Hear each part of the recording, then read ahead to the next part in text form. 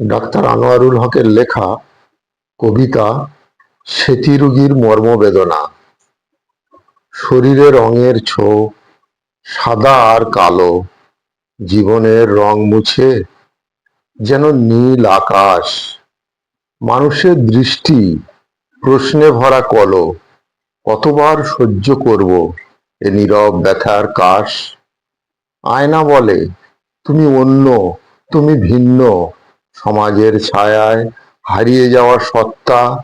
স্বপ্নেরও রং নেই, একাকার হয়ে যাচ্ছে সাদা দাগের মাঝে লুকিয়ে থাকা কষ্ট।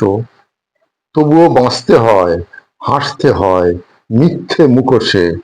এই লড়াইয়ে তোমার সাথী তুমিই তো নিজে। প্রতিটি দিন, প্রতিটি ক্ষণ সংগ্রাম আর যন্ত্রণা। সেতিরোগীর জীবন এ কেমন মর্মবেদনা।